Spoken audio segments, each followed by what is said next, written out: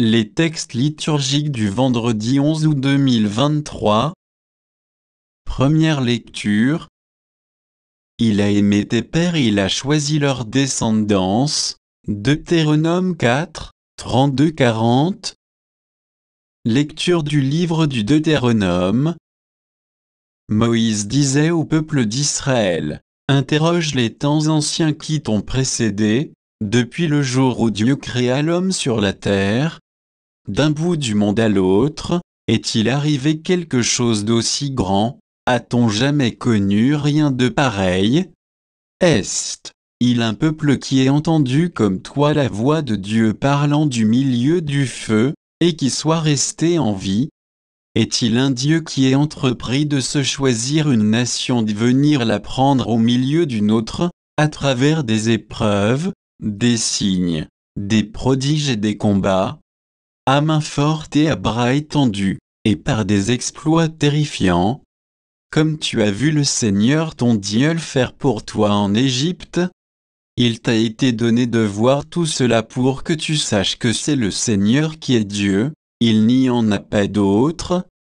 Du haut du ciel, il t'a fait entendre sa voix pour t'instruire, sur la terre, il t'a fait voir son feu impressionnant, et tu as entendu ce qu'il te disait du milieu du feu. Parce qu'il a aimé tes pères et qu'il a choisi leur descendance, en personne il t'a fait sortir d'Égypte par sa grande force, pour chasser devant toi des nations plus grandes et plus puissantes, te faire entrer dans leur pays et te le donner en héritage, comme cela se réalise aujourd'hui. Sache donc aujourd'hui, et médite cela en ton cœur, c'est le Seigneur qui est Dieu. Là-haut dans le ciel comme ici-bas sur la terre, il n'y en a pas d'autre. Tu garderas les décrets et les commandements du Seigneur que je te donne aujourd'hui, afin d'avoir, toi et tes fils, bonheur et longue vie sur la terre que te donne le Seigneur ton Dieu, tous les jours. Parole du Seigneur.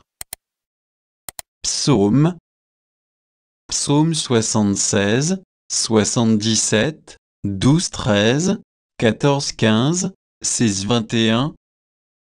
Je me souviens des exploits du Seigneur, je rappelle ta merveille de jadis.